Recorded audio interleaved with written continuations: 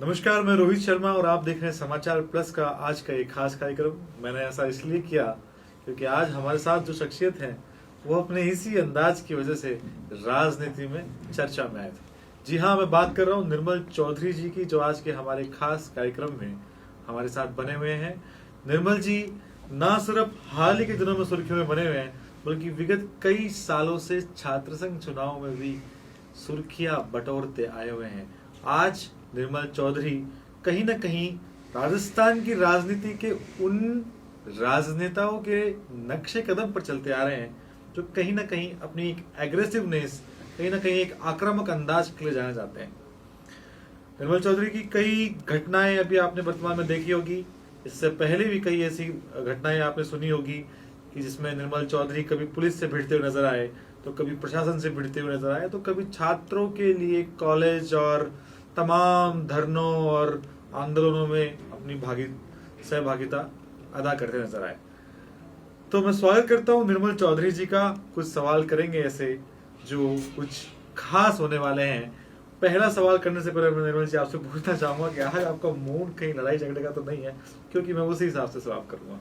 जी बिल्कुल। देखिए, मैं आपको बता दूं कि जिस तरीके की घटनाओं का मैं सामना करता हुआ यहाँ आ रहा हूँ, उससे संबंधित बताता हूँ। जिस तरीके से राजस्थान यूनिवर्सिटी के अंदर जो राजस्थान की पुलिस है वो सिविल ड्रेस में आती है, गुंडे के बेस में आती है, गुंडे की स्टाइल में आती है, और मुझे एग्जाम देते हुए वो लोग वहाँ से उठा के और गिरफ्तार करके लेके जाते हैं।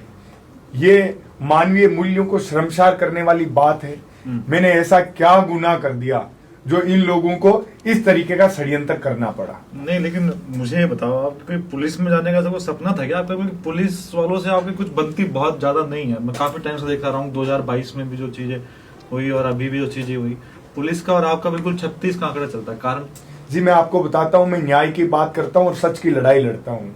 पुलिस से मेरा टकराव कहाँ हुआ?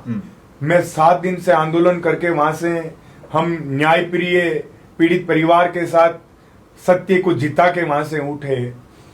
तो इसके अंदर 2 दिन तक हम लोग गांधीवादी तरीके से शांति से आंदोलनरत थे। आंधी तूफान बारिश का सामना कर रहे थे। बहुत लोगों का स्वास्थ्य भी कमजोर हो गया।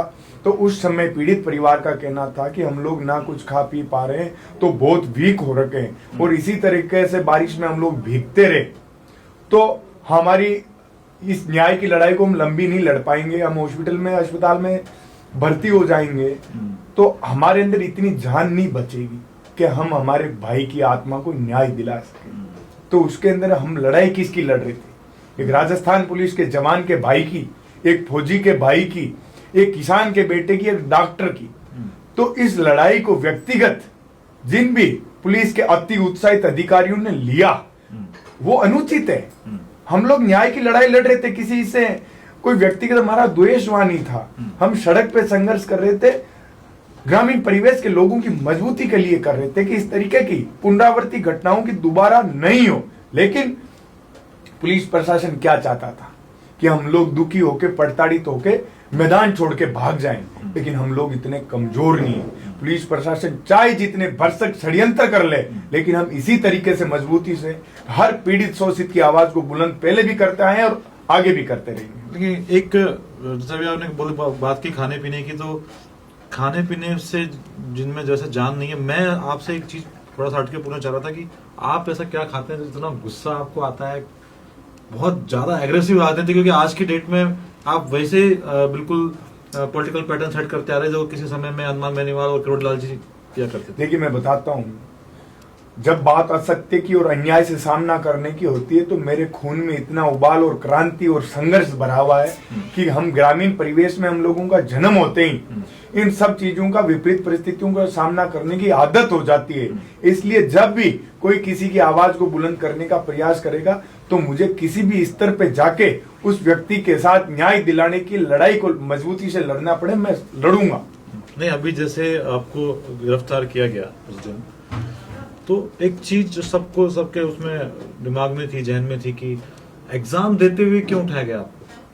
मैं आपको यही तो बताना चाह रहा हूँ कि ये पुलिस वाले किस प्रकार की क्रूरता कर रहे थे मेरे साथ। मैं कोई हत्यारा हूं, मैं कोई आतंकवादी हूं, मैं कोई हिस्ट्री शीटर हूं, मैं एक जनप्रतिनिधि हूं। मेरे ऊपर इस तरीके की कोई भी घटना का आपराधिक मामला दर्ज नहीं है कि मैं किसी से झगड़ा कर रहा हूं, कोई व्यक्ति विशेष की लड़ाई कर रहा हूं। मैं हमेशा जनहित के मुद्दों के लिए लड़ता आया हूं और उसी तरीके के कोई मामले हो सकते हैं जिस एफआईआर में 2022 की जो छात्र संघ चुनाव के समय की जो एफआईआर इन लोगों ने षड्यंत्र के तहत दर्ज करके रखी हुई थी, उसको कभी भी मुझे इतला नहीं दिया, मुझे कभी कोई नोटिस नहीं दिया, कभी मुझे कोई आगाह नहीं किया कि इस प्रकार का कोई प्रकरण आपके ऊपर दर्ज है।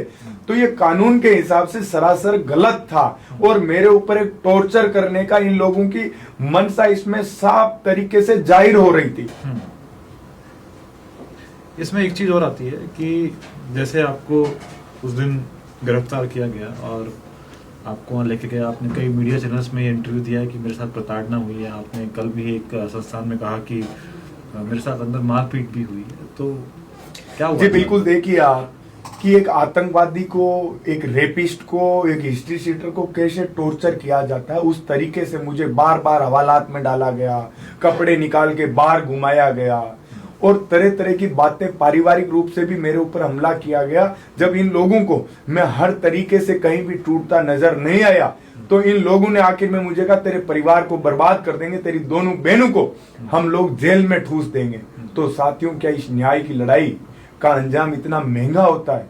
लेकिन इन लोगों को मैं ये बता देना चाहता हूं कि जब तक मेरी सांसें चल रही है मैं सड़क पे इसी तरीके से संघर्ष करता रहूंगा और इसी मजबूती और दोगुनी ताकत के साथ इस लड़ाई को लड़ता रहूंगा। एक बात और, जैसे ही आपको गिरफ्तार किया गया, अभिमन्यु पुनिया जी तुरंत वहां पहुंच गए, तो उनको क्या पहले से इस जानकारी के बारे में पता था या क्या?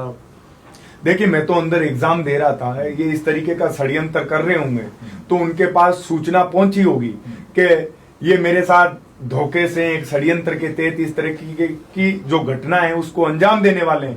तो वो वहां मौजूद रहे, इस लड़ाई को उन्होंने मजबूती से लड़ा और मेरे साथ खड़े रहे। और इन लोगों ने, एक चुने हुए जनप्रतिनिधि, एक विधायक के साथ, आप सब लोगों ने, एक वीडियो वायरल हुआ उसके अंदर देखा होगा किस तरीके की इन लोगों ने बदसलूकी की है, जो कि लोकतंत्र के अंदर कभी भी बर्दाश्त की जाने वाली नहीं है। इसमें कोई पॉलिटिकल संरक्षण मिल रहा है आपको? कोई किसी ने सांत्वना दी कि कोई आगे सहायता करेगा?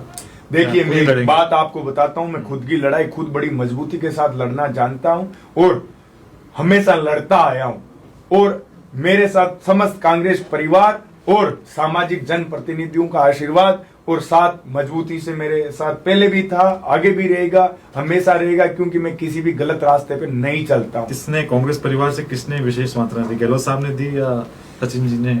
सचिन पायलट साहब ने, अशोक गहलोत साहब ने, गोविंद डोटासरा जी ने, टीकाराम जूली जी ने, समस्त कांग्रेस परिवार के जो विधानसभा के सदस्य हैं, लोकसभा के सदस्य हैं, जितने भी जनप्रतिनिधि हैं, पूरे देश के लोगों ने इस लड़ाई के अंदर मेरे साथ मजबूती से मेरी आवाज को बुलंद करने का काम किया है। और राहुल गांधी जी ने अपनी टीम के जो वकील थे, एडवोकेट थे, उन लोगों को यहाँ जयपुर भेज के न्यायपालिका से मेरी लड़ाई को मजबूती से लड़के मुझे न्याय दिलाने के लिए जो काम किया, उसका तो मैं बारंबार धन्यवाद करूंगा। इससे मेरा हौसला भी मजबूत हुआ कि राहुल गांधी जी का आशीर्वाद मेरे सर पे है। मैं हर शक्ति की लड़ाई को इसी तरीके से मजबूती से लड़ूंगा और आवाज को बुलंद करूंगा जहां भी शोषण और पड़ताड़ की जाए। कोई स्पेशल रोड मैप बनाया आपने? अब जो चीजें आपको, कई चीजें आपको फेस करनी पड़ेगी। मैं तैयार हूं, मेरे इन चीजों का कोई, मैं इन ऐसे छोटे मोटे संकटों से डरता नहीं हूं।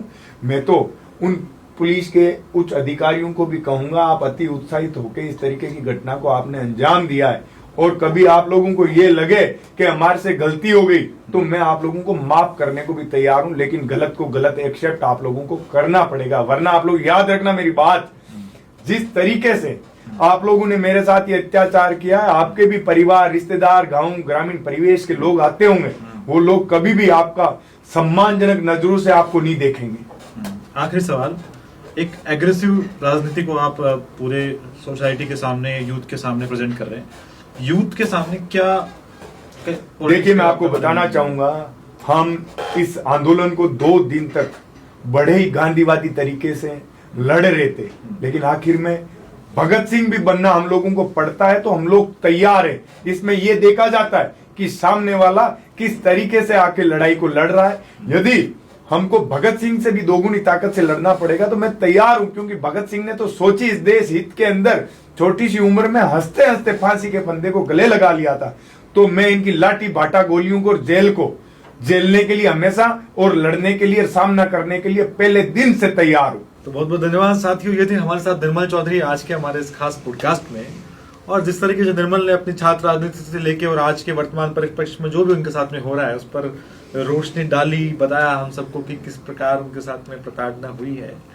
और एक अपने आक्रामक अंदाज के लिए जो निर्मल जाने जाते हैं, कहीं ना कहीं मैं मानता हूं कि डॉक्टर किरोड़लाल मीणा और हनुमान बेनीवाल जैसे नेताओं के नक्शे कदम पर वो चल रहे हैं। वो भविष्य की राजनीति में कहीं ना कहीं एक आक्रामक नेताओं का क्या भविष्य रहेगा ये तो जनता ही तय करेगी। लेकिन आज के इस पॉडकास्ट को निर्मल ने बहुत सुंदर बनाने का प्रयास किया। तो ऐसे ही कहानियां हम रोज आपके सामने लेके आएंगे। आप जुड़े रहें समाचार प्लस के साथ। रोजाना इसी तरीके के पॉडकास्ट देखने के लिए बहुत बहुत धन्यवाद। मैं रोहित शर्मा, समाचार प्लस।